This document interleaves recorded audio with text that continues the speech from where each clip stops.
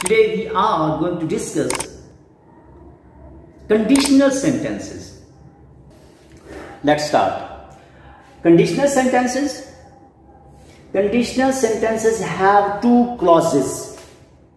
Two clauses पाई जाती हैं. हर conditional sentence के अंदर दो clauses पाई जाती हैं. Number one, have two clauses. Dependent or subordinate clause. Dependent or subordinate clause. And number two, independent और main clause. कि उसके अंदर dependent और subordinate, जिसका दूसरा नाम subordinate clause है, या independent, जिसका दूसरा नाम main clause है, पाई जाती हैं. Before going to discuss conditional sentences, my question is, what is clause? Clause किसे कहते हैं? याद रखिए, a group of words having a subject and a verb. A group of words कि जिसके अंदर क्या मौजूद हो? सब्जेक्ट मौजूद हो, फाइल को एक्शन डूअर हो, फाइल मौजूद हो और उसके साथ उसका कोई एक्शन भी मौजूद हो. एक्शन डूअर एंड एक्शन मौजूद हो अगर, तो हम उसे कहते हैं ये क्या है? क्लॉज है. सो इंग्लिश में इसे क्या कहा जाता है? क्लॉज कहा जाता है. एग्जाम्पल, शी लव्स, वो हंसती है. इसी तरह से आई प्ले, मैं खेलता हूं. He hits the ball, she cracks a joke. ये सारे के सारे क्या हैं? She loves and I play, she comes, ये सारे के सारे क्लॉजेस हैं. कि इसके अंदर एक सब्जेक्ट भी मौजूद है, एक सब्जेक्ट भी मौजूद है और एक वर्ब भी मौजूद है. सब्जेक्ट भी मौजूद है एंड वर्ब भी मौजूद है. दोनों एग्जांपल्स में सब्जेक्ट भी मौजूद है, शी एंड आई, और इधर ये भी मौजूद है, वर्ब्स भी मौजूद हैं, loves and play. It has, as I told you, it has two clauses. Dependent clause और it is called subordinate clause. Independent clause or it is called main clause. What is the difference between these two? याद रखिए कि subordinate clause वो clause है which cannot stand alone. अगर उसको उस sentence से अलग कर लिया जाए तो उसको वो जो मीनिंग है ऑफ द सेंटेंस और ऑफ दैट पर्टिकुलर पार्ट, उस क्लॉज का अगर आपको आंसर ठीक ना समझ आए और तो हम उसे क्या कहेंगे? ये है subordinate clause. Come to me, अगर आप मेरे पास आएंगे. If you come to me, अगर आप मेरे पास आएंगे, फुल स्टॉप. देखिए मैंने एक क्लॉज बोला है. क्लॉज कौन सा है? डिपेंडेंट या सबऑर्डिनेट. यानी अगर आप मेरे पास आएंगे, if you come to me, तो आपको कुछ समझ आया? तो जो लिसनर है वो क्या करता है? वो स्टिल ही और शी वांट्स कि आप आगे कहें कि अगर आप मेरे पास आएंगे तो मैं आपका ये काम करूंगा, तो मैं आपकी मदद करूंगा, तो मैं आपके साथ चलूंगा, तो मैं आपको रोल नंबर स्लिप दूंगा, मैं आपकी मदद करूंगा, मैं आपको पढ़ाऊंगा. ऑन द अदर हैंड जो इंडिपेंडेंट या मेन क्लॉज होता है, तो याद रखें इंडिपेंडेंट और मेन क्लॉज को अगर सेंटेंस से अलग कर लिया जाए तो वो it gives you the complete meaning. If you come to me, I will help you. अगर आप मेरे पास आएंगे तो मैं आपकी मदद करूंगा. इस सेंटेंस में आई विल हेल्प यू, आप इस पूरे सेंटेंस से इसको अलग कर लें, आई विल हेल्प यू, तो इसका क्या मतलब है? मैं आपकी मदद करूंगा. तो वाज़ेह तौर पर आपको ये समझ आ जाती है.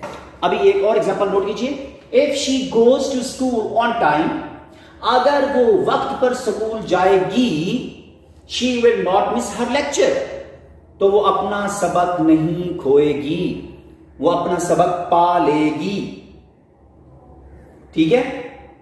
इसमें एग्जांपल में चेक करें. अब हम इसको अलग करते हैं. If she goes to school on time, देखें इसकी मीनिंग करने की कोशिश करें. क्या आपको इसके मीनिंग समझ आ रहा है? If she goes to school on time, अगर वो वक्त पर स्कूल जाएगी, अगर वो वक्त पर स्कूल जाएगी. ठीक है? जब तक ये ना साथ मिले, she will not miss her lecture, तो वो अपना सबक नहीं खोएगी. वो अपना सबक वो अपना सबक नहीं खोएगी। अगर देखें इसको अगर अलग कर लें, यहां में फुल स्टॉप करके इसको अलग कंसीडर कर लूं तो ये क्या है, it is understandable, it is understandable.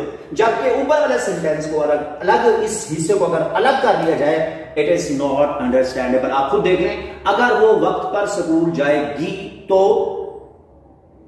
नहीं समझ आई क्या होगा। इसी तरह से वो अपना सबक नहीं खोएगी, ये आपको समझ आ रहा है। लिहाजा इसका मतलब ये हुआ, ये कौन सा है, ये डिपेंडेंट है, डिपेंडेंट है किसके ऊपर, इस इंडिपेंडेंट क्लॉज के ऊपर, इस इंडिपेंडेंट क्लॉज के ऊपर इसके मीनिंग का इन्हिसार है।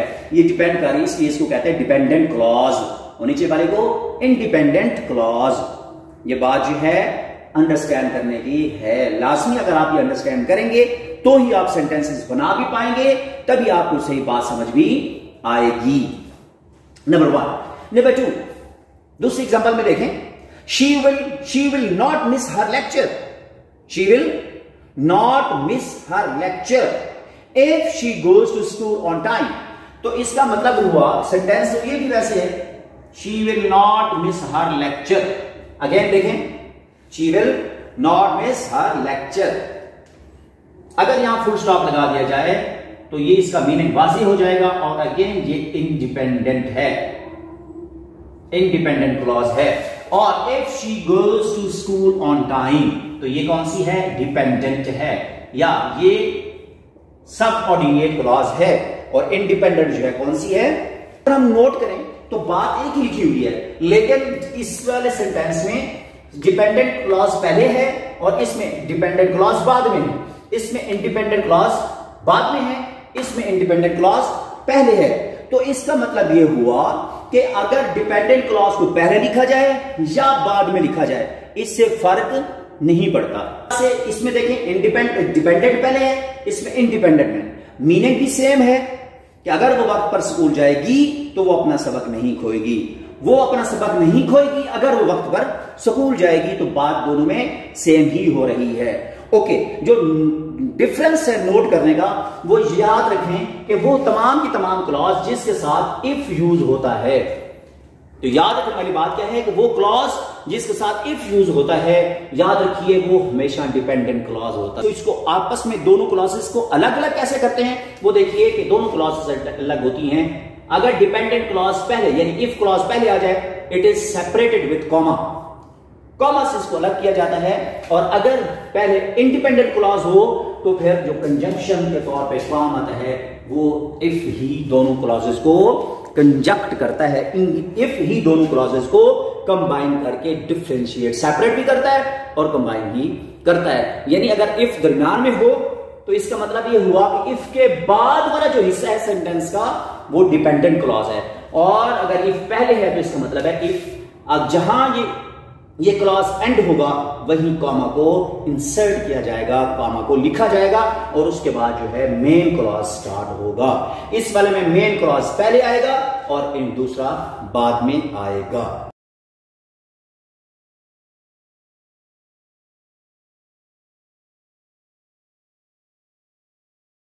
आई होप कि आपने जो इनिशियली कंडीशनल सेंटेंसेस है उनको आपने समझ लिया होगा। See you in next video, till that अल्लाह हाफ़िज़।